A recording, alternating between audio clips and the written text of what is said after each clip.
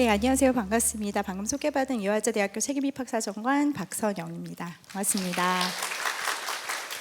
저희가 날씨가 안 좋아서 계속 걱정을 했는데 그래도 이렇게 다 채워주셔서 너무 감사하고요. 올해 2026학년도 수능에 응시하는 그 수험생 숫자가 고3 수험생, N수생 합해서 약 70만 명 이상이 될 거라고 하죠. 게다가 지금 고3 그 학생들은 작년보다 한 12% 증가한 45만 3,800여 명, 그러니까 한 5년, 최근 5년 사이에 가장 많은 숫자라고 합니다. 그래서 아마 이 콘서트 신청하시기에 굉장히 힘드셨던 것 같아요. 저희도 사실 굉장히 놀랐습니다. 이거 막 아시죠? 다 신청하셨으니까 30초 컷, 1분 컷 이렇게 마감이 됐는데 교통 혼잡이 예상되는 비가 오는 이 상황에서도 이렇게 많이 와주셔서 너무 감사드리고요. 잘 오셨습니다. 지금 부처장님께서도 사실 저도 들으면서 약간 항상 울컥하는데 이 진심이 담긴 학교에 대한 소개에 마음에 담으시고 이제 어떻게 하면 그럼 올 수 있는지 이 부분이 이제 제일 궁금하실 거기 때문에 지금부터 2025학년도 전형 결과와 함께 2026학년도 전형 안내해드리도록 하겠습니다. 순서는 대략 이렇게 진행이 될 예정입니다. 2025학년도 결과 이제 말씀드리기 전에 6학년도 전형의 그 개요를 먼저 간단히 설명을 드리고요. 각 전형별로 결과와 함께 올해 달라지는 부분들 굉장히 많기 때문에 그 부분 주목해서 같이 들어주시면 좋겠습니다. 먼저 2026학년도 수시모집 전형 일정입니다. 가지고 오신 받으신 학생부 위주 전형 안내 책자에도 기본적인 일정은 좀 들어있는데요. 저희 9월 초에 수시 원서 접수 시작하고요. 예체능 실기고사 실기 전형 9월 달에 바로 진행이 됩니다. 그리고 수능이 11월 13일에 있죠. 저희가 그날 미래인재 면접형 면접 대상자 발표가 있을 예정이고 그 주 일요일에 바로 면접고사를 실시하게 됩니다. 그리고 논술고사는 그 다음 주 주말에 진행이 되고요. 저희가 학생부 종합전형 중에 최저가 없는 면접형 그리고 예체능 실기전형은 12월이 되기 전에 발표를 할 예정입니다. 나머지 수시전형 최종 합격자 발표는 12월 12일로 예정돼 있습니다. 2026학년도 입학전형 주요 사항입니다. 전체적으로 올해 총 3,269명의 학생들을 수시가 64%, 정시 36%의 비율로 선발합니다. 수시 모집으로 총 2,092명 학생들 선발하는데요. 저희가 작년 초에 시행 계획으로 이미 공개해 드린 대로 교과 전형 전형 방법 완전히 바뀌었고요. 그다음에 학종에 저희도 최저 없는 면접형 학종이 드디어 신설이 되었습니다. 그리고 이제 인문계열 최저도 완화가 예정이 되어 있고요. 논술 전형에 아까 중증외상센터도 보셨는데 의예과 5명 선발하는 신설도 되었습니다. 전체적으로 수시 모집 전형별로 개요만 간단히 먼저 말씀드리면요. 먼저 학생부 교과 고교 추천 전형 총 377명 선발하고요. 올해 새롭게 수능 최저가 신설되었습니다. 하지만 면접 없이 학생부 교과 100%로 진행이 됩니다. 학생부 종합전형 같은 경우는 크게 서류형과 면접형으로 나뉩니다. 그래서 서류형, 작년까지 저희가 진행했던 미래인재 전형에 뒤에 서류형이라는 단서가 붙어서 올해 910명 선발하고요. 여전히 서류 100%의 최저를 적용합니다. 고른기회 사회기여자 동일하게 진행하지만 올해는 수능 최저가 전면 폐지되었습니다. 그리고 새롭게 학종의 미래인재 전형, 면접형이라는 전형이 신설돼서 총 206명의 학생들을 최저 없이 선발할 예정입니다. 기사나 여러 가지 내용들을 통해서 보셨겠지만 정시 40% 선발이라는 그 제재를 당하고 있는 그 16개 대학들이 있는데 저희 같은 경우는 사실 이화여대는 공교육 정상화에 제대로 기여하는 대표적인 대학입니다. 그래서 학생들의 역량을 종합적으로 평가하는 이 학생부 종합전형으로 선발하는 인원이 전체 정원의 39.6%, 약 40%의 학생들을 저희는 학생부 종합전형으로 선발하고 있습니다. 다음 논술 전형입니다. 작년과 동일하게 논술 100%로 진행하고요. 총 297명의 학생들을 선발하는데 아까 말씀드린 것처럼 의예과 5명 새롭게 선발하게 됩니다. 예체능 전형에도 좀 변화가 많이 있습니다. 지금 이 자리에 예체능 친구들이 있을지 모르겠는데요. 예체능 실기 전형 저희가 한국음악과와 무용과 같은 경우는 수시 모집으로만 선발합니다. 그래서 작년까지는 단계별 전형이었는데 올해 교과 20에 실기 80% 일괄 합산 방식으로 진행하고요. 다음 예체능 서류 전형 같은 경우 작년에 조영대 전체 모집 단위를 모집했었는데 올해부터 디자인학부 24명, 체육과부 15명만 남아서 총 39명의 학생들을 예체능 서류 전형으로 선발합니다. 저희가 이제 면접형 학종이 생기고 나서 가장 많이 들어온 질문 중에 하나가 중복 지원 가능한지에 대한 질문이었습니다. 자, 보시는 것처럼 전체적으로 학생부 종합전형에 각각의 4개의 전형들이 모두 독립적으로 운영되기 때문에 당연히 중복 지원 가능하십니다. 면접형에 하나, 서류형에 하나 중복 지원 가능하시고 교과 전형과 학종을 중복 지원하시는 것도 가능합니다. 당연히 논술과 중복 지원도 가능하기 때문에 6장의 카드를 다 이대 쓸 수도 있습니다. 네. 그렇게 하시라고 말씀드리는 건 아니지만 가능합니다. 한 전형으로 한 모집 단위씩 지원하는 거 가능합니다. 자, 정시 모집은 일단 전체적으로 36% 1177명의 학생들을 선발할 예정이고요. 수시 2월 인원이 발생하는 경우 여기에 약간의 추가 인원이 생길 수 있습니다.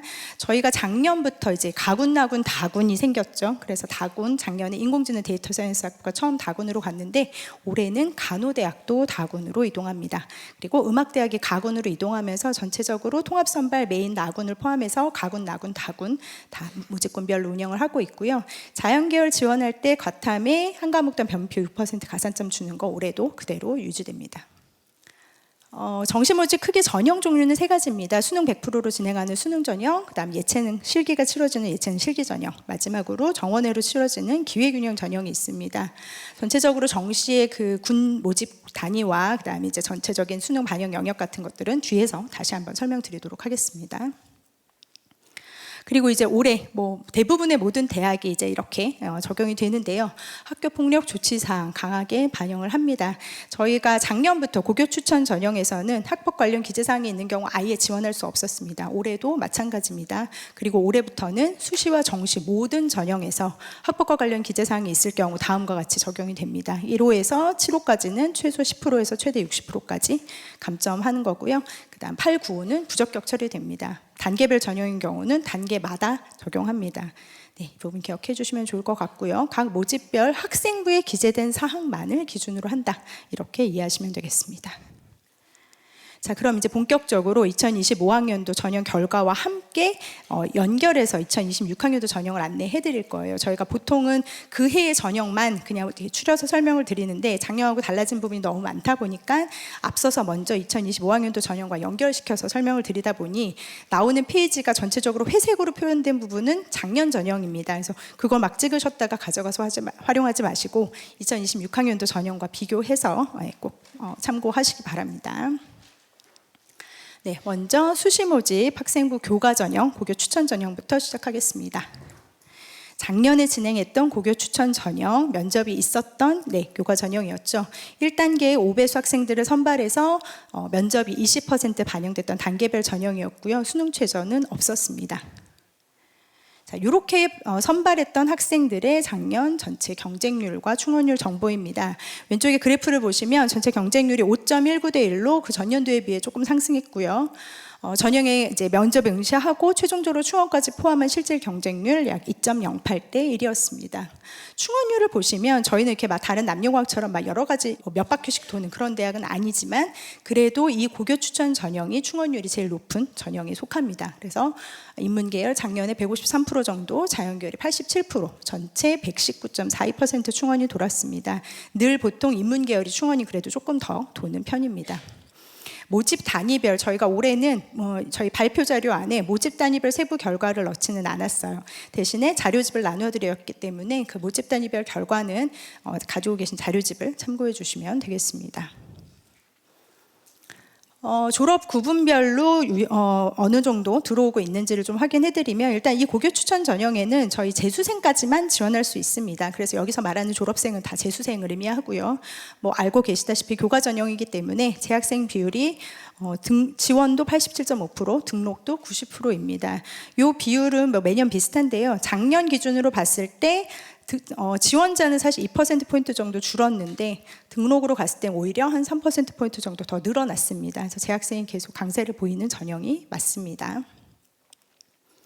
네, 전체적인 평균 결과를 좀 보여드리면요. 인문이 최초 합격자 기준으로 1.49, 자연이 1.45, 최종 등록자도 1.70, 1.56으로 그 전년도에 비해서 한 전체적으로 0.1등급 정도 상승했습니다. 네, 평균적으로는 그렇고요. 이제 모집 단위별 결과 자료집 확인하시면 되고요. 이제 아래는 올해는 없지만 작년에 이제 치렀던 면접 점수를 잠깐 설명을 해드리면, 사실은 그 전년도에는 저희가 면접을 일괄 합산으로 지원자 전원이 면접을 보는 걸로 진행을 했다가 작년에만 단계별 전형으로 진행을 했었어요.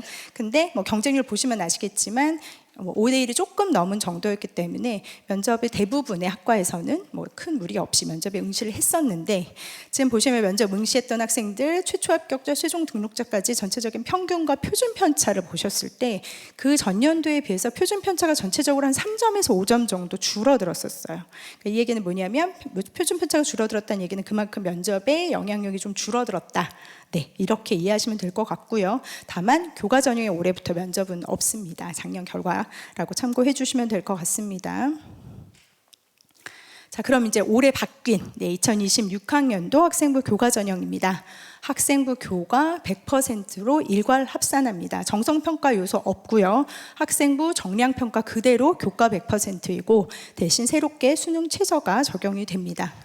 저희가 이 고교 추천 전형 같은 경우는 일반고 학생들만 지원할 수 있고요. 올해 좀 달라진 점 중에 하나는 5개 학기 모두가 일반고 성적이어야 합니다. 작년까지는 특목고에 다니다가 일반고로 전학 간 친구들도 최종적으로 고3에 일반고면 지원할 수 있었는데, 올해부터는 그렇게 하는 경우는 지원할 수 없습니다. 그러니까 전체적으로 계속 일반고를 다녔어야만 이 고교 추천 전형 지원할 수 있다는 점 기억해 주시고요. 네, 합격 폭력 관련 기재사항이 있을 경우는 지원할 수 없습니다.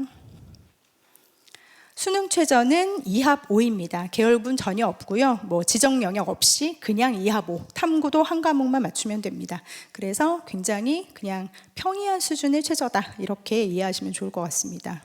교과를 반영하는 방법은 작년과 같습니다. 공통 일반 선택 과목이 80%, 진로 선택 교과 20%, 그리고 계열과 구분 없이 그냥 국수영사과 한국사 전체 과목을 그대로 평균 내서 반영합니다. 저희가 이제 참고로 그 전년도에는 진로 선택 교과가 10% 반영됐다가 이제 작년에 20%로 바뀌었고 올해도 그대로 적용이 되는데, 평균 점수로 봤을 때 그 부분은 별 영향이 없었습니다. 그래서 그대로 유지한다라고 봐주시면 될 것 같고요. 그러면 이제 저희가 뭐 간담회도 진행했었고 여러분들이 설명회 신청하실 때도 사실 제일 많이 남겨주신 질문 중에 하나는 이거죠. 그러면 결과적으로 교과 전형이 이렇게 완전히 바뀌었을 때 예측되는 입결이 어떻게 될지, 그 다음에 새롭게 설정된 그 수능 최저 충족률이 어느 정도 될지라는 부분들에 대한 질문이 제일 많으셨는데요. 자, 일단 저희가 그동안은 뭐 다 아시겠지만 교과 전형을 좀 독특하게 운영했었죠. 교과 전형인데 최저가 없이 면접을 보는, 그래서 그 전형에 지원한 풀 자체가 올해는 좀 달라질 거기 때문에 그런 부분들은 좀 감안을 하셔야겠지만, 뭐 그럼에도 불구하고 작년에 저희 학교에 교과 전형에 지원하고 합격했던 학생들로 시뮬레이션을 교과 100으로 바꿔서 돌려본 결과 한 소수 둘째 자리 정도, 한 인문자연 상관없이 한 0.05에서 0.06점 정도 입결이 상승하는 것으로 나타났습니다. 아마 실제 교과 100%로 지원을 하게 된다면 그거보다는 또 조금 오르지 않을까 싶지만, 일단 작년 지원 풀을 가지고 시뮬레이션 해봤을 때는 그 정도, 최소 그 정도 이상의 입결 상승은 일단 예상이 된다라고 보시면 될 것 같고요. 이하보라는 수능 최저 같은 경우는 사실 뭐 다 느끼시겠지만 저희가 계열 뭐 상관없이 뭐 지정 영역도 없기 때문에 정말 최소한의 수능 최저라고 생각하시면 그거에 대한 충족률은 굉장히 높을 거다라고 보여집니다. 그래서 그런 정도, 왜냐하면 작년에 지원한 친구들은 최저를 맞추기 위한 친구들이 아니었기 때문에 수능 자체를 보지 않은 친구들이 많아서 그거는 이제 시뮬레이션 결과는 없지만, 네, 이하보의 일반적인 수준을 생각한다면 뭐 충족률은 당연히 높을 것이라고 예상해 보실 수 있을 것 같습니다. 자, 그럼 이제 가장 많은 인원을 선발하는 학생부 종합전형에 대한 설명입니다. 지난해입니다. 지난해 미래인재 전형, 네, 저희가 서류 100%로 총 1,010명의 학생들 선발했고요. 수능 최저학력 기준 적용했습니다. 그 전년도에 한 957명 정도 선발했었는데 저희가 더 늘어난 인원으로 선발을 했고요. 작년에 적용했던 수능 최저입니다. 이거 찍으시면 헷갈리실 거예요. 네, 이건 작년 기준입니다. 인문이 3합 6, 자연이 수학 포함 2합5, 그다음에 이제 약학과 미산약이 그 전년도에 비해 한 단계 완화돼서 4합 6, 그다음에 작년에 처음 11명 선발하기 시작했던 국제학부가 인문과 동일한 3합 6을 적용했었습니다. 자, 이게 작년도 결과입니다. 지금 저희가 사실은 인문, 자연 그리고 나머지 최저를 다르게 적용하는 모집단 이렇게 구분해서 최저 충족률까지 완전히 공개하는 거 올해가 처음입니다. 그래서 충분히 사진 찍으셔도 되고요. 일단 경쟁률부터 좀 설명을 드리면 전체 경쟁률 8.13대 1, 그 다음에 수능 최저를 충족한 비율로 하면 3.58대 1, 그래서 충원까지 포함한 최종 실질 경쟁률은 한 2.32대 1 정도였습니다. 뭐 경쟁률이 좀 얼핏 내려간 걸로 보이지만 아까 말씀드린 것처럼 전체 모집 인원이 늘어났기 때문에 실제 지원자 수는 훨씬 더 늘어난 상태였습니다. 그래서 그 부분 감안해 주시면 될 것 같고요. 자, 위에 먼저 인문계열 같은 경우 보시면 전체적으로 경쟁률이 6.45대 1, 수능 최저 충족률이 37.4%. 좀 아쉬운 숫자죠. 네, 근데 어쨌든 그 3학년이었던 시절에 수능 최저 충족률이 이 정도였었다. 기억해 주시면 될 것 같고요. 자연계열 수학 포함 이하보의 최저를 적용하는 기준으로 최저 충족률 한 57%. 뭐 비슷합니다. 전년도와.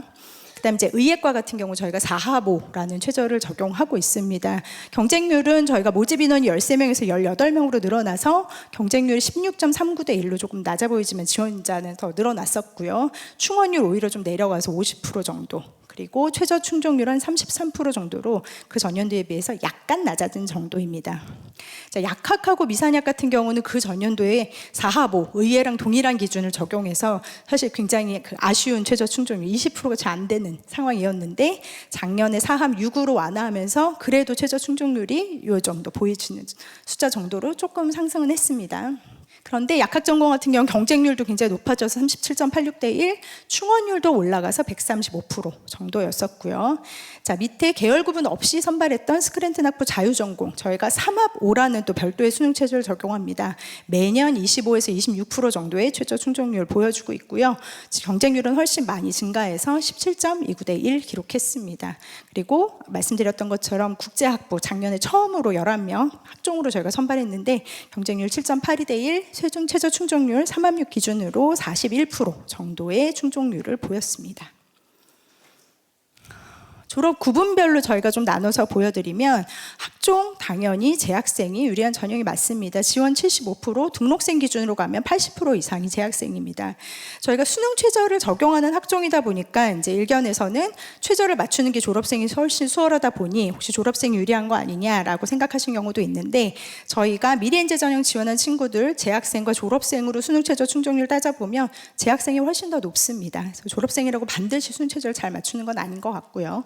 그다음 또 한 가지 이슈는 그러면 뭐 졸업생은 무조건 학종으로 지원했을 때 불리하냐라는 측면에서 봤을 때는 자, 일단 고3 이제 플러스 재수생 같은 경우는 사실 동일합니다. 저희 학교는 재수생도 3학년 1학기까지 학생부만 봅니다. 그러다 보니 뭐 재학생과 크게 다를 게 없는데요. 이제 졸업한 지 좀 오래된 N수생 같은 경우는 좀 얘기가 다릅니다. 이게 단순히 졸업 연도가 오래돼서라기보다 알고 계시겠지만 학생부 기재 요령이 계속 바뀌고 있어서 들어오는 학생부의 내용 자체가 굉장히 달라지고 있습니다. 그래서 그 당시에 적혔던 내용이 저희한테 안 넘어오기도 하고 그러다 보니 전체적으로 학종에서 평가하는 요소의 기준으로 봤을 때는 N수생은 좀 불리한 게 맞습니다. 그래서 결과적으로 재학생이 80% 이상의 비율을 보이고 매년 비슷한 비율이다라고 생각하시면 되겠습니다.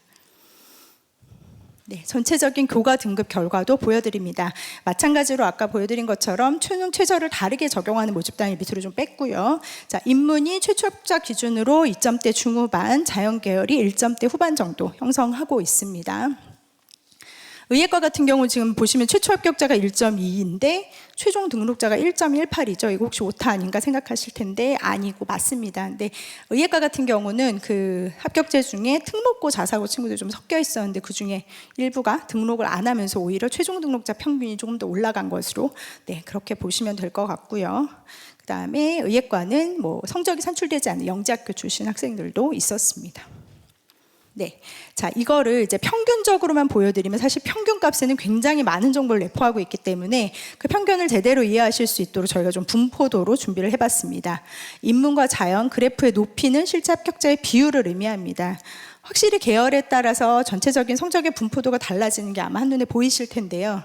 인문계열 같은 경우는 아무래도 모집 단위의 특성상 그리고 다르게 적용되는 수능 최저의 영향으로 전체적으로 합격자의 그 성적의 분포도가 좀 넓게 펼쳐집니다. 그러니까 소위 말하는 어문계열 학과들이 저희가 불문, 종문, 동문 포함해서 다 있기 때문에 그 언어와 관련된 외고 친구들도 포함돼서 전체적으로 분포도가 좀 넓어진다라고 이해하시면 될 것 같고요. 반대로 자연계열 같은 경우는 계속해서 최저를 적용하다 보니 뭐 과학고 친구들 그렇게 많이 지원하지 않습니다. 그래서 1점대 후반에 굉장히 이제 몰려 있다라고 보시면 될 것 같습니다.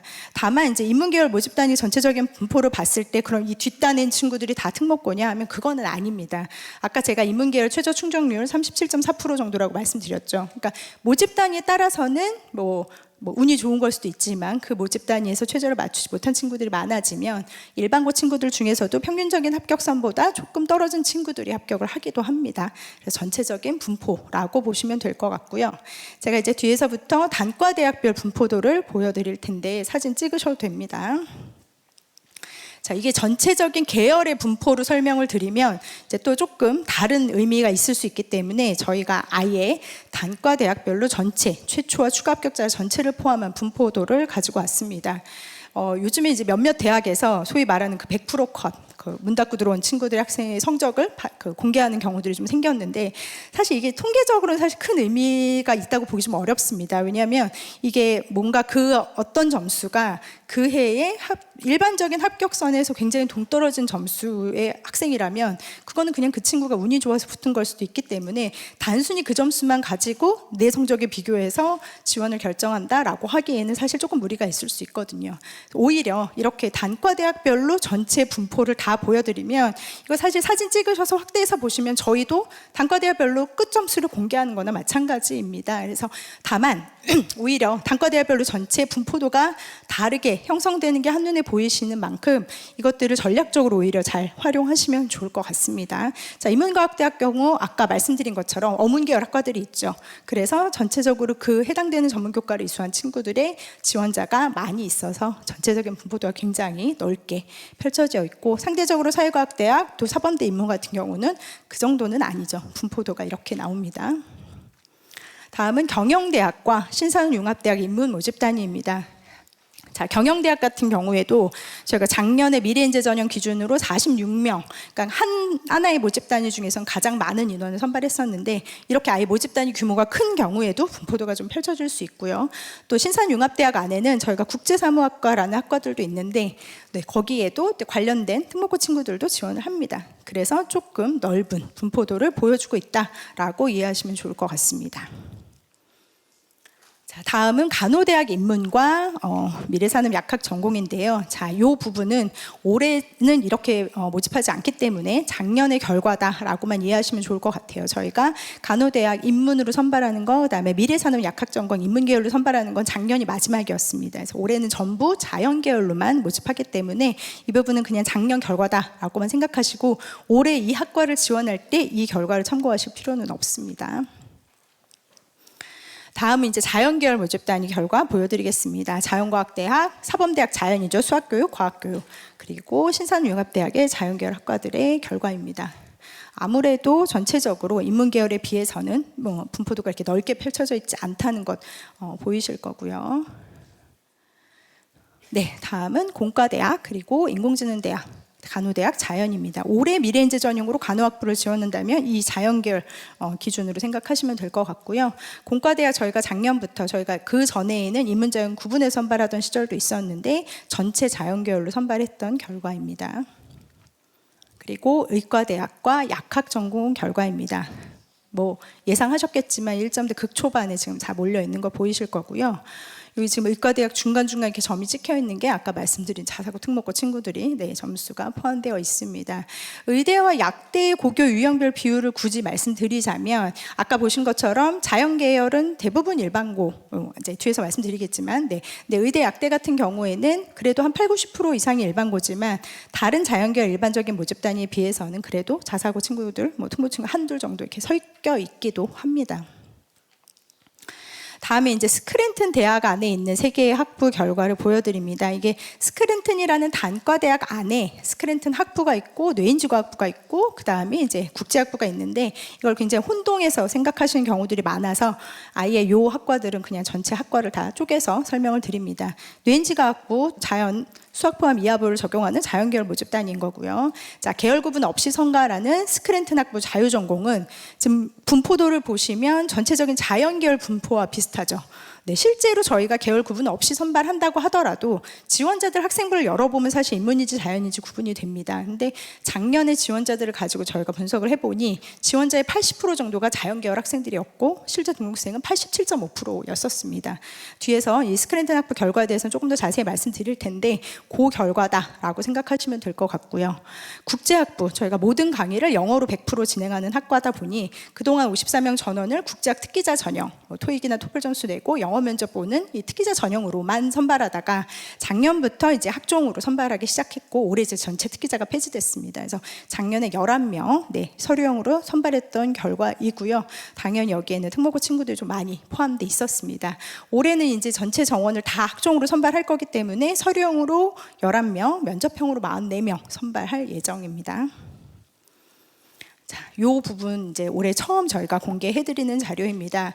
다들 굉장히 그 고교 유형에 대한 구성, 뭐 이런 부분들 너무 많이 궁금해하셔서 저희가 작년 수시 설명회 기억하실지 모르겠는데 그때는 저희 간단하게 미래인재 전형의 전체 인문자연 기준으로 했을 때의 고교 하지 않고 그냥 전체 고교 유형 비율만 말씀드렸었는데 왼쪽에 초록색 표처럼.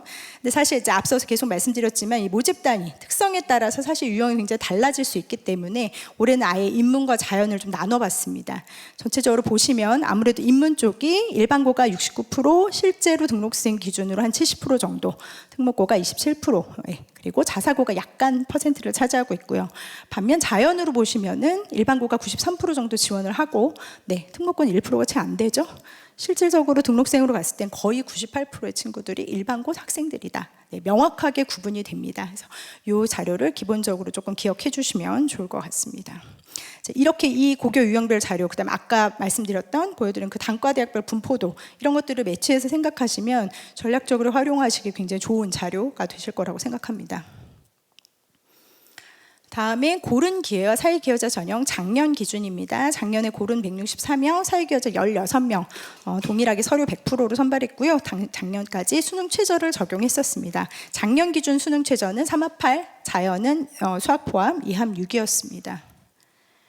자, 고른 기회와 사회기여자 전형의 경쟁률과 충원율 정보도 좀 안내를 해드리겠습니다. 고른 기회 전체 7.36대 1, 사회기여자가 한 8.06대 1, 매년 비슷한 정도의 경쟁률을 보여주고 있고요. 충원율은 보통 미래인재 전형보다 훨씬 낮습니다. 그러니까 합격하면 대부분 등록한다라고 생각하시면 되고요. 특히 작년에 사회기여자 전형 인문계열 6명은 최초 합격자 전원이 그냥 등록해서 충원율은 0%였었습니다.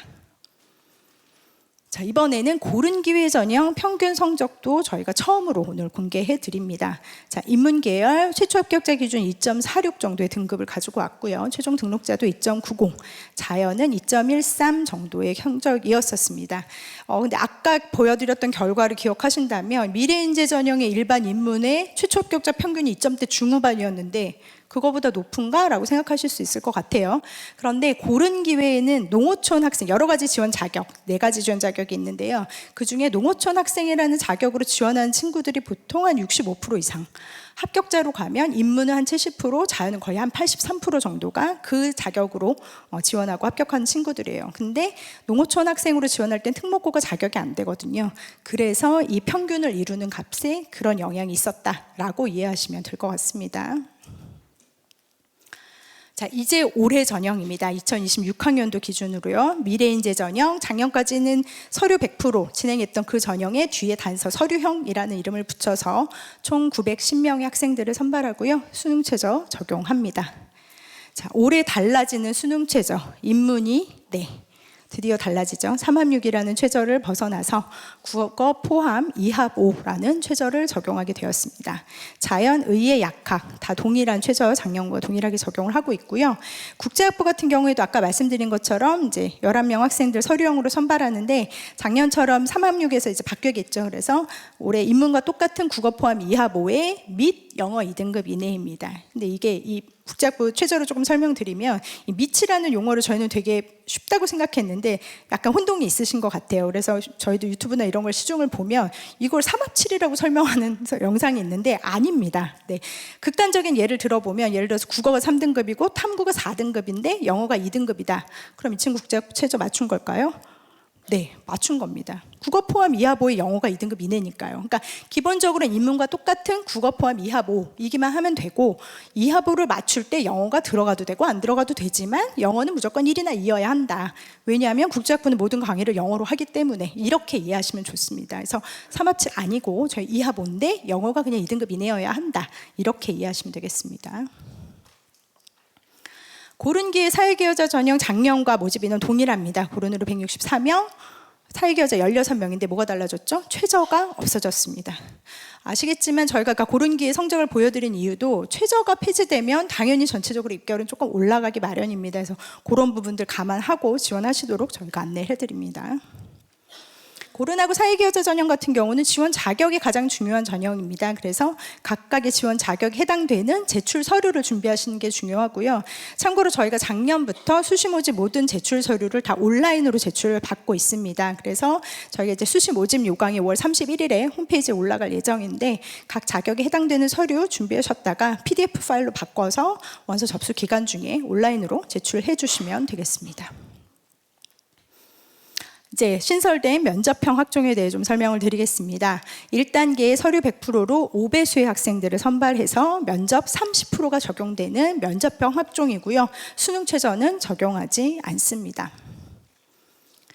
자, 저희가 미래인재 전형 면접형으로 선발하는 모집 단위만 따로 조금 정리를 해봤습니다. 물론 지금 가지고 계신 책자에도 각 전형별 모집 단위 확인하실 수 있는데요. 이게 미래인재 전형 서류형 기준으로는 저희 학교 예체능을 빼고 거의 다 대부분의 모집 단위를 모집한다면, 면접형으로는 모집하는 경우도 있고 안 하는 경우도 있어요. 전체 인원이 206명이기 때문에 반드시 내가 원하는 학과가 면접형으로도 모집을 하는지 안 하는지 확인하시고 지원하시기 바랍니다. 아까 말씀드린 것처럼 미래산업 약학전공 같은 경우 올해 자연계열로 분류되고 10명 수시로 선발하는 인원 전체가 다 면접형에 들어갔습니다. 자, 그러면 저희가 이제 면접형 학종이 신설됐기 때문에 전체적으로 학생부 종합전형의 평가 요소는 혹시 어떻게 달라졌는지, 네, 이런 부분들 제일 궁금하실 텐데요. 그 서류평가 요소에 대해서 좀 설명을 드리겠습니다. 이화여대 학종의 서류평가 요소는 학업 역량, 학교활동의 우수성, 발전 가능성, 작년과 동일합니다. 다만 이제 반영 비율이 좀 달라지는데요. 서류형 기준으로 미래인재 서류형, 고른기의 사회계여자는 작년과 동일하게 30, 40, 30의 비율로 반영을 하고, 신설된 면접형 학종에서는 그 반영 비율이 20, 60, 20입니다. 결국 같은 평가 요소를 활용하되 어떤 요소를 더 중요하게 보는지 이 반영 비율을 통해 확인하실 수 있을 것 같아요. 자, 그럼 이제 각각의 요소에 대해서 조금 더 자세히 설명드리겠습니다. 지금부터 설명드리는 내용은 지금 가지고 계신 학생부 위주 전형 책자 안에 훨씬 더 자세하게 내용이 다 들어 있습니다. 그래서 집에 가셔서 꼭 책자 한번 다시 확인해 보시고요. 뭐 혹시 책자 안 받으셨거나 나중에 핸드폰으로 보고 싶으시면 QR코드를 찍으시면 다운로드 받으실 수 있습니다. 네, 그럼 이제 각각의 평가 요소와 평가 항목을 좀 설명드리겠습니다. 먼저 학업 역량입니다. 크게 기초학업 역량과 심화학업 역량이라는 두 개의 평가 항목으로 나뉘고요. 다시 이제 각각의 키워드를 보시면, 먼저 기초학업 역량, 흔히들 생각하는 소위 말하는 숫자로 표현되는 내신 등급, 그게 학업 성취도에 해당되는 부분이라고 볼 수 있겠죠. 그런데 그렇게 그럼 내신 등급으로 줄만 세우면 그건 정량평가이겠죠. 그렇게 보는 게 아니라 그 학업 성취도가 어떻게 나온 건지, 교과목 이수 현황, 고교 교육 환경은 어떠한지, 이런 내용들을 바탕으로 기초학업 역량을 평가합니다. 전체적인 지원자 그 풀 내에서 상대적으로 내 성적이 어떠한지, 이런 내용들을 본다고 보시면 될 것 같고요. 기본적인 과목은 계열과 구분 없이 국수형 사과 과목의 성적을 일단 기본으로 해서, 네, 기초학업 역량 평가합니다. 그런데 이제 학업 역량을 볼 때 그렇게만 보는 게 아니죠. 그래서 심화학업 역량이라는 평가 항목이 추가로 보여지실 겁니다. 이 부분에서는 이제 지원 계열과 관련된 교과목의 이수 현황이라던가 그 과목의 성취도, 네, 이런 내용들을 같이 봐서 지원 계열, 여기서 말하는 지원 계열은 크게 그냥 인문과 자연 정도라고 보시면 됩니다. 뭐 좁게 보더라도 그냥 단과대학 정도의 계열 수준의 그 관련된 관심과 노력, 뭐 자기주도적 학습 경향, 이런 내용들을 토대로 학업 역량을 평가하게 됩니다. 다음 이제 그 전체적인 평가 요소 중에 가장 많은 비율을 차지하는 학교 활동의 우수성입니다. 서류형에서는 40%, 면접형에서는 60%에 해당되는 가장 중요한 요소인데요. 크게 지식탐구 역량과 창의 융합 역량으로 나뉘고요. 각각의 키워드는 보시는 것처럼 학업 태도 및 학업 의지, 탐구 능력, 그리고 지원 계열과 관련된 탐색 노력, 또 창의 융합 역량에서도 어떤 창의력이나 문제 해결 능력이라는 키워드를 바탕으로 지금 보시는 그 주요 평가 질문들을 평가자들이 그대로 평가할 때 적용하는 내용들입니다. 예를 들어서 교과 및 비교과 활동에서 지원 계열에 대한 관심을 바탕으로 탐색한 과정이 확인되는지, 또 구체적인 결과물을 창출하려고 하는지, 지식의 폭을 확장하고 뭔가 좀 더 깊이 있고 심도 있는 활동을 하고 있는지, 발상의 전환을 하고 있는지, 이런 내용들을 정성평가하는 가장 중요한 부분이죠. 그러니까 학생부의 항목으로 보자면 세특, 그다음 창체 내에 있는 자율 진로 동아리 활동, 행특까지 포함해서 전체적으로 서술되어 있는 모든 내용을 바탕으로 정성평가하는 가장 중요한 요소다라고 이해하시면 될 것 같습니다. 마지막 평가 요소는 발전 가능성입니다. 다시 평가 항목은 두 개로 나뉩니다. 공동체 역량과 성장 잠재력이라는 측면에서 협업 능력, 리더십, 의사소통 능력, 그리고 성실성 및 책임감이라든가 자기주도성, 이런 내용들을 종합적으로 평가하는 항목입니다. 저희가 이제 이화여대 혹시 전형 요소를 기억하신다면 평가 요소를 약간 이름이 바뀌었나 생각하실 수도 있을 것 같은데, 전체적으로 저희가 학종 면접형이 신설되면서 평가 요소를 재구조화하고 평가 항목의 네이밍을 조금 다르게 한 거고요. 실제 주요 평가 질문들을 보시면 저희가 그냥 그 소속되는 어떤 평가 요소 항목이 달라졌을 뿐이고 전체적으로 보고자 하는 내용은 같다라고 이해하시면 되겠습니다. 다만 학종 면접형인 경우에는 아까 보신 것처럼 그 학교활동 우수성 반영 비율이 굉장히 높죠. 그러니까 숫자로 단순히 드러나는 내신 등급에 어떤 좌우되기보다는 조금 더 지원 계열과 관련된 과목의 이수 현황이라든지 거기서 보여지는 구체적인 탐구의 결과물, 이런 내용들을 조금 더 깊이 있게 보고자 하는 부분이 그 정도로 달라졌다라고 봐주시면 좋을 것 같습니다. 그리고 가끔 이제 주요 교과 이외 성적, 전교과 성적 보나요? 주요 교과 이외에 혹시 조금 안 좋은 성적이 있는데 괜찮나요? 라고 물어보실 때 성실성 측면에서 확인을 합니다. 주요 교과 이외 과목의 성취도가 전체적으로 무난한지, 완전히 이 과목을 놨구나 싶을 정도로 성실하지 않은 건 아닌지 정도의 관점에서 본다라고 생각하시면 될 것 같고요. 전체적으로 리더십이라든지 저희가 이제 여성 인재를 양성한다 이런 얘기가 사실 앞에서도 계속 나왔는데 이런 얘기도 들으시죠. 이대는 임원 경력을 좋아하는 것 같다라고 하는데, 글쎄요, 근데 저희 학교에 지원하는 친구들 중에 리더십을 이게 회장이 됐던 어떤 동아리장이 됐든 그런 리더십 활동 자체가 아예 없는 경우는 잘 없습니다. 그래서 그냥 본인이 어쨌든 n분의 1로 묻혀 있는 친구들보다는 조금 주도적으로 활동하는 친구들의 활동 그 내용에서 보여지면 그런 부분들은 당연히 좋은 평가를 받는다라고 이해하시면 될 것 같습니다. 자, 그다음에 신설된 면접평가 요소에 대해서도 좀 설명드리겠습니다. 크게 세 가지인데요. 학업 역량, 진로 역량, 그리고 발전 가능성입니다. 반영 비율은 30, 40, 30이고요. 자, 각각의 요소에 대해서 조금 더 자세히 설명드리면요. 대학 입학 후에 학업 수행을 위해 필요한 학업 역량 당연히 평가하고요. 자, 학종의 면접이기 때문에 지원 전공이나 계열과 관련된 탐색 노력, 준비 정도, 진로 역량이라는 요소로 저희가 조금 더 자세하게 평가하고자 합니다. 그리고 현재 상황이나 수준보다 더 나아갈 수 있는 발전 가능성 갖고 있는지를 함께 평가하고자 하고요. 이 세 가지의 평가 요소를 가지고 저희가 면접을 진행하게 되는데요. 자, 제출 서류 기반 일반 면접입니다. 재심은 없고요. 제출 서류 학생부를 의미하겠죠. 학생부 기반으로 한 일반 면접. 저희가 면접위원 3명의 학생 1명이 들어가는 개별 면접이고 면접 시간은 6분 이내로 정해졌습니다. 더 이상 길게 하는 대학도 있을 수 있는데 저희는 여러 가지 여건상 그리고 저희가 그동안 진행했던 면접의 노하우를 생각했을 때 6분 정도 적합하다고 생각해서 이렇게 시간이 설정이 됐고요. 당연히 블라인드 면접이기 때문에 교복 착용할 수 없고요. 당일날 와서 가번호 주어지고 면접장에 들어갔을 때 이름이나 수험번호, 출신 학교 이렇게 말할 수 없습니다. 면접을 어떻게 준비하면 되는지 저희가 조금 정리를 해봤는데요. 아까 말씀드렸지만 면접 대상자를 발표하고 면접을 보기까지 시간이 그렇게 길진 않습니다. 그렇다고 해서 그 수능시험 준비하면서 면접을 계속 준비할 수는 없을 텐데 기본적으로는 저희가 학생부 기반 면접이기 때문에 본인의 학생부 내에서 그냥 관련된 질문이 다 나옵니다. 특히 진로 역량이 중요하다고 아까 말씀드렸기 때문에 본인이 지원하는 전공이나 계열과 관련돼서 뭔가 교과, 비교과 활동 왜 이 학과에 지원했는지 그 계기를 비롯해서 본인이 조금 더 구체화했던 노력들, 결과물들에 대해서 조금 더 자세히 설명할 수 있도록 준비를 해주시면 좋을 것 같고요.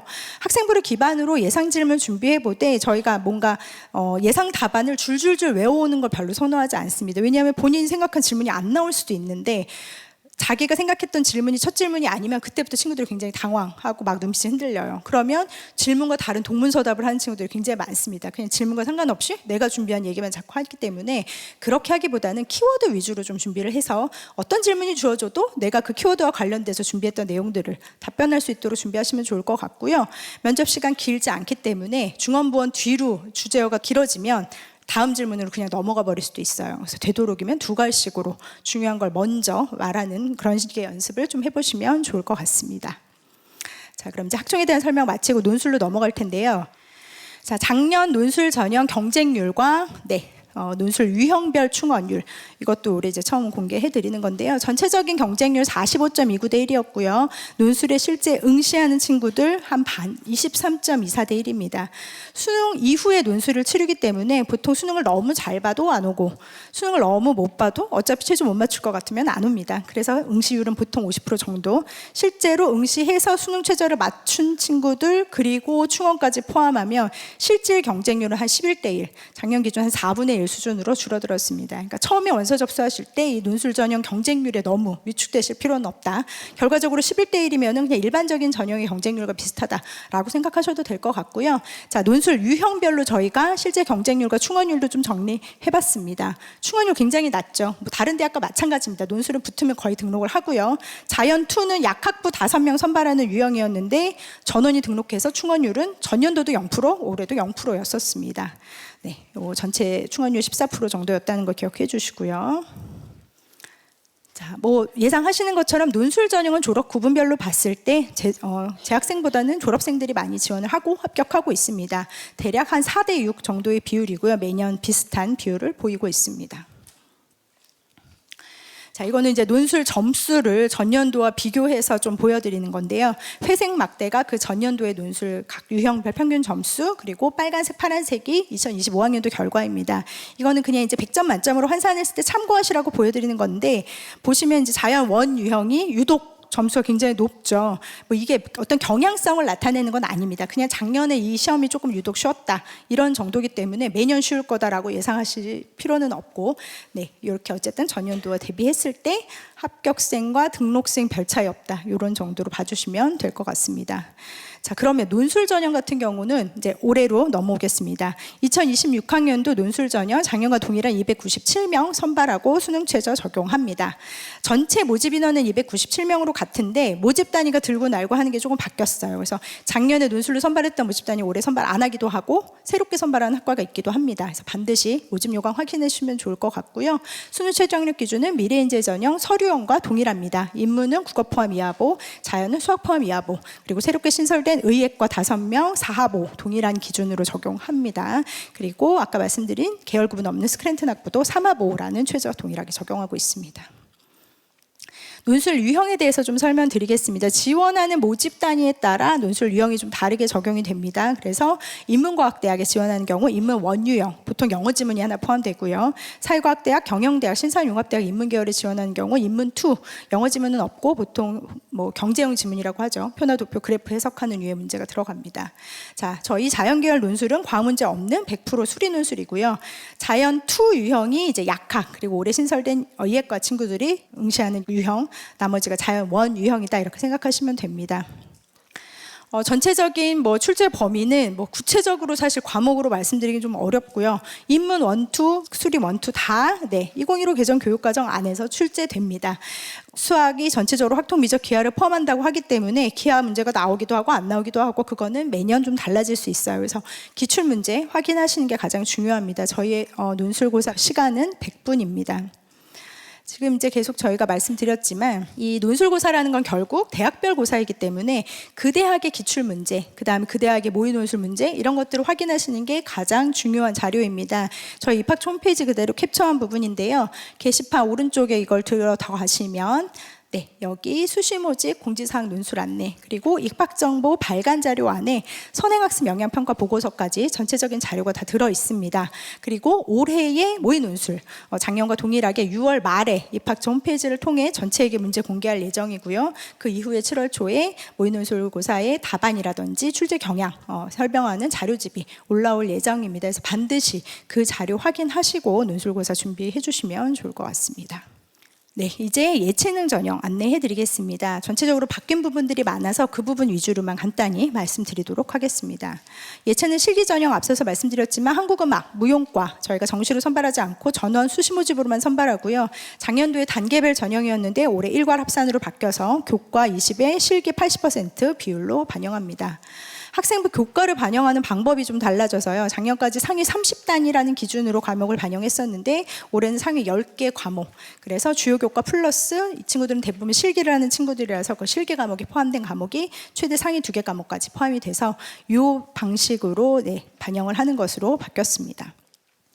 다음 이제 예체능 서류 전형입니다. 네, 아까 또 서두에 말씀드렸지만 조형대 중에 디자인 학부만 남았습니다. 그래서 디자인 학부 24명, 체육과학부 15명, 예체능 서류 전형으로 선발하고요. 1단계에서 서류 평가로 4배수 선발해서 2단계에서 면접이 20% 들어가는 전형입니다. 수능 최저는 각각 다르게 적용되고 있습니다.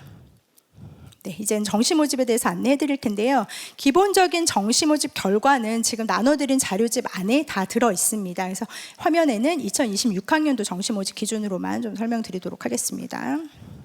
먼저 수능 전형입니다. 아까 말씀드린 것처럼 저희가 군을 다 나눴다고 했죠. 그래서 가군, 나군, 다군의 모집 인원 확인하실 수 있습니다. 음대가 올해 가군으로 왔고요. 작년부터 사범대학의 여러 학과들이 가군으로 모집하고 있습니다. 계열별 통합선발, 저희 아까 호크마학부 설명 자세히 들으셨는데 이 계열별 통합선발 나군에 남아있고요.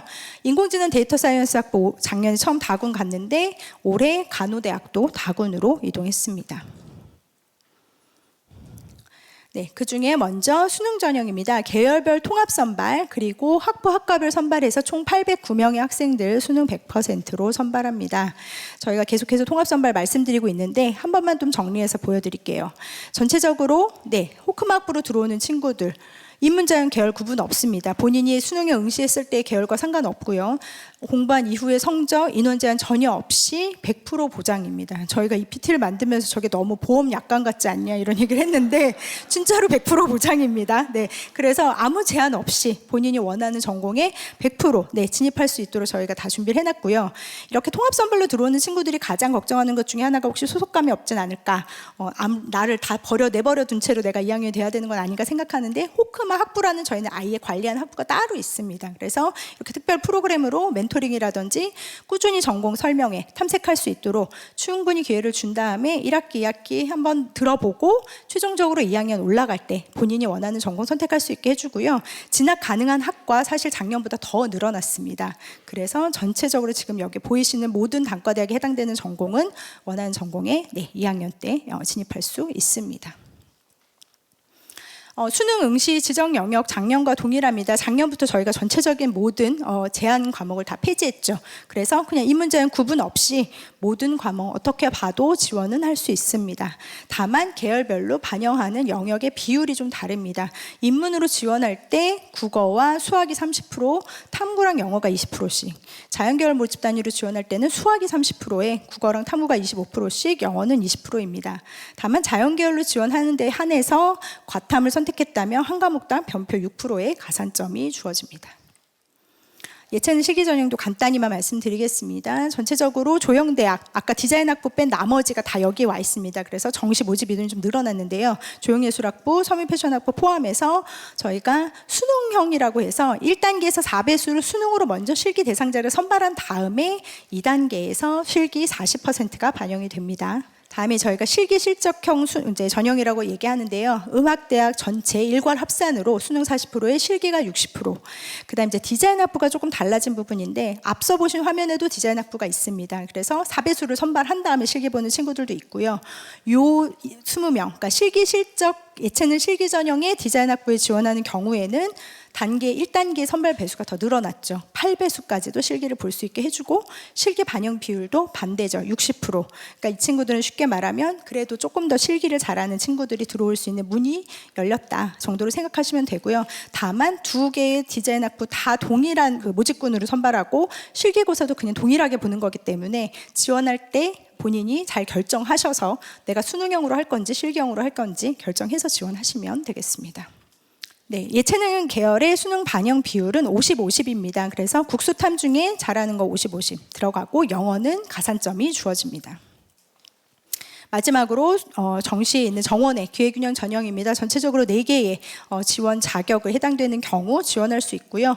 다 통합선발 아니고 학과 전공별 선발하고 각각의 계열에 맞는 전형 방법이 적용이 됩니다.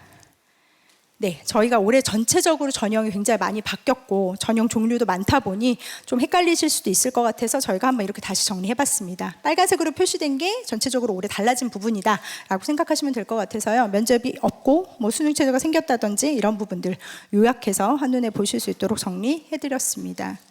자, 그러면 이제 조금 편하게 전체적인 전형 안내, 올해 굉장히 다양한 그 데이터까지 포함해서 설명을 드렸기 때문에 기본적인 궁금증은 좀 해소가 되셨을 것 같지만 이제 그럼에도 불구하고 저희 설명을 신청하시면서 사전 질문 남겨주셨던 내용, 그다음에 평소에 저희한테 전화 많이 주셨던 질문 위주로 정리를 해봤습니다.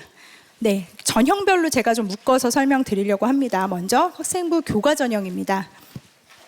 자, 1번 질문입니다. 교과 전형 교차 지원 가능한가요? 네, 가능합니다.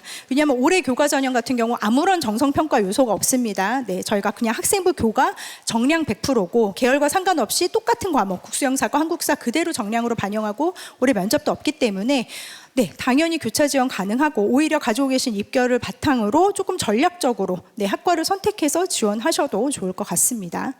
그럼 두 번째, 교과 전형 지원 시 결국 같은 내용인데 학생부 내용 혹시 반영되나요? 아니면 교과 점수만 반영되나요? 학생부 내용 전혀 반영하지 않습니다. 교과 점수만 그대로 100% 정량적으로 반영합니다. 그러면 모집 단위별 학생부 교과 100% 컷이 궁금합니다. 이렇게 열심히 설명을 드려도 나가서 1대1 상담하실 때 또 이렇게 분명히 물어보실 거예요. 결국 100%컷 혹시 알려주실 수 없냐? 근데 저희가 기본적으로 아까도 기본적인 그 통계적인 의미가 별로 없다고 설명드린 데다가 작년에는 이 교과 전형의 면접이 있었습니다. 그래서 소위 말하는 면접으로 좀 뒤집어 볼까 하는 친구들이 포함돼서 실제 면접을 통해서 합격한 학생들이 있을 수 있기 때문에 그 점수를 믿고 지원하시는 게 사실 아무 의미가 없고요. 지금 그 열어보시면 실제 교과 전형으로 모집하는 모집 단위의 각각의 숫자가 그렇게 많지 않아요.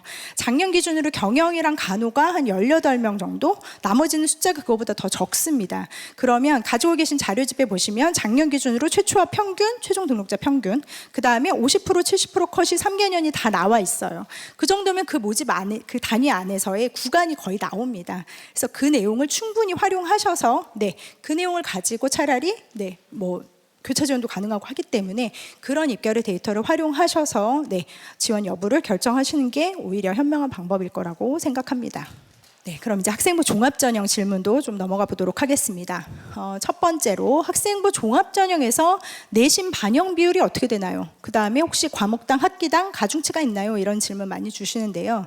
자, 저희가 수시 모집 요강이 나가면 학생부 교과 반영 방법이라는 페이지가 있어요. 그 페이지에는 교과를 정량적으로 반영하는 교과 전형과 예체능 실기 전형에 대한 안내만 나와 있으면 전화를 주십니다. 학종에 학생부 교과 반영 방법이 안 나와 있는데 이거 혹시 빠진 거 아닌가요? 이렇게 하시는데 학생부 종합전형, 아까 제가 길게 설명드린 것처럼 내신 반영 비율이 정해져 있는 전형이 아닙니다.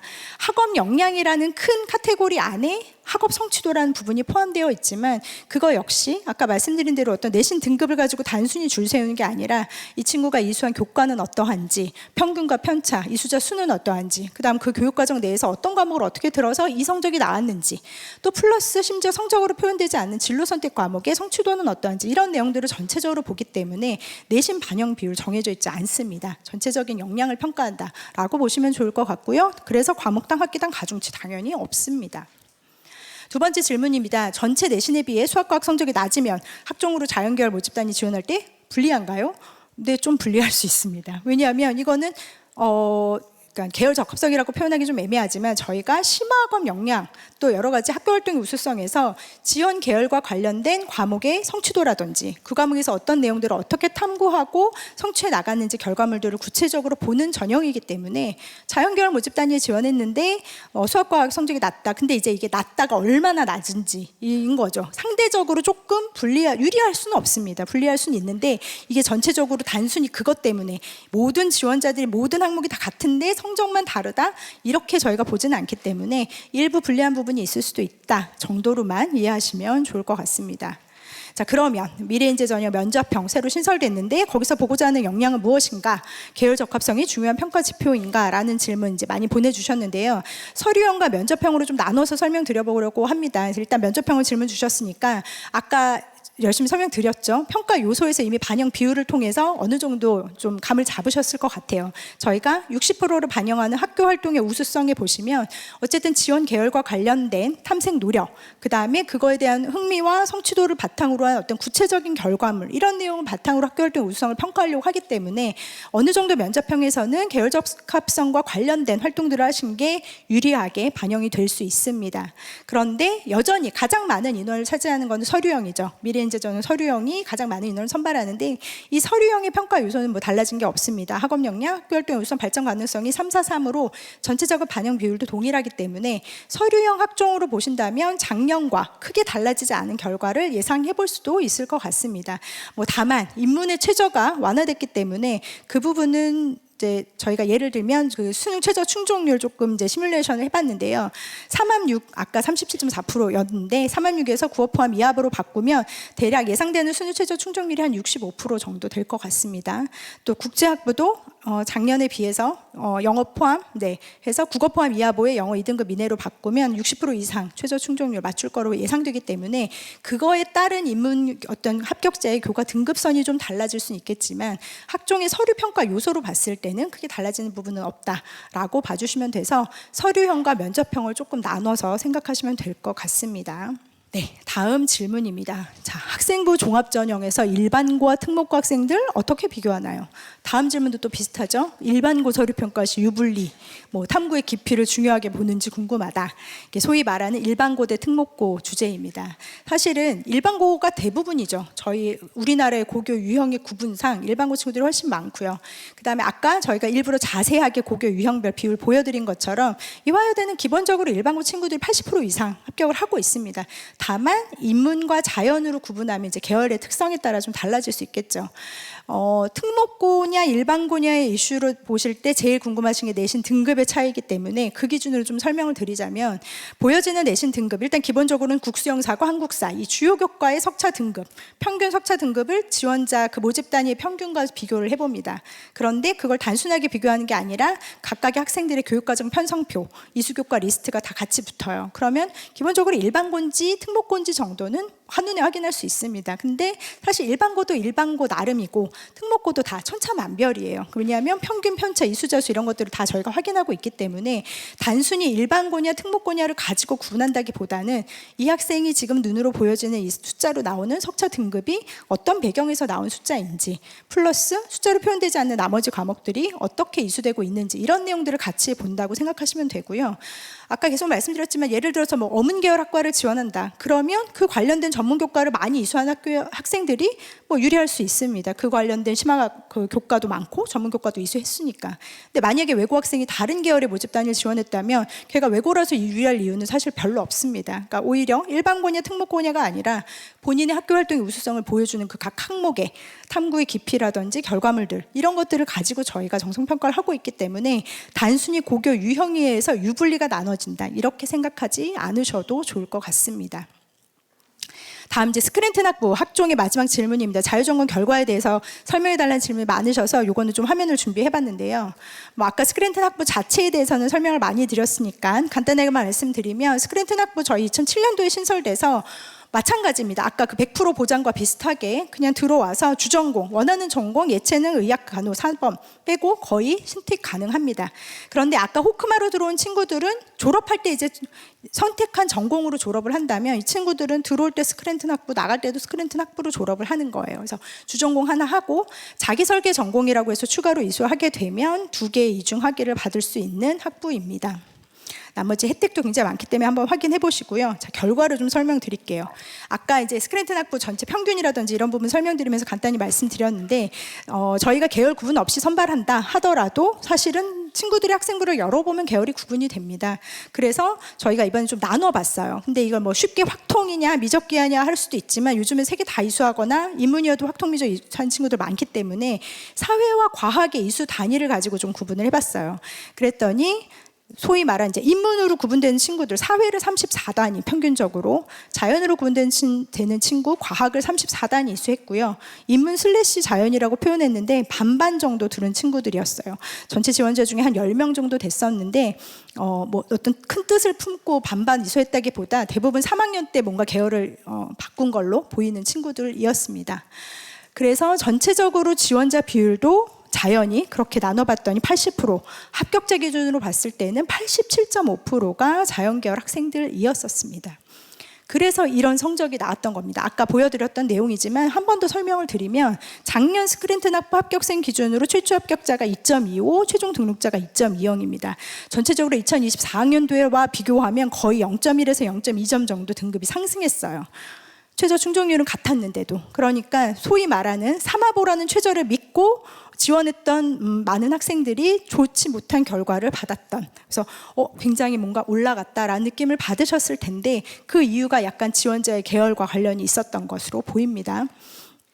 계열별 교과 등급을 그래서 좀 분류를 해서 보여드리면 자연계열 학생들이 87.5% 합격을 했잖아요. 전체적인 합격자의 평균 자체의 구성에서도 이미 자연계열 친구들이 차지하는 그 등급으로 확인하실 수 있을 것 같고요.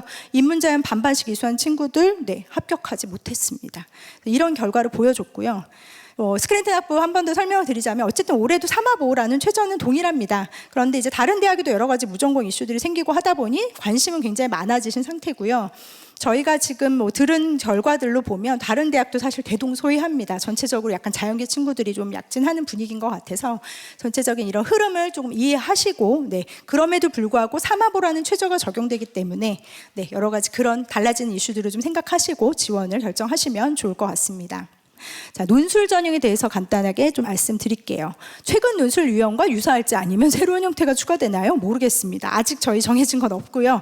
6월 말에 모의 논술고사 반드시 확인하셔야 됩니다. 그래서 특히 의예가 새로 신설이 됐기 때문에 이제 수리 논술 궁금하실 텐데 반드시 6월 말에 공지되는 모의 논술고사 문제, 그 다음에 7월에 추가로 되는 자료집 안에 들어있는 모범 답안이라든지 이런 부분들 반드시 확인하셔야 올해 유형 확인하실 수 있고요.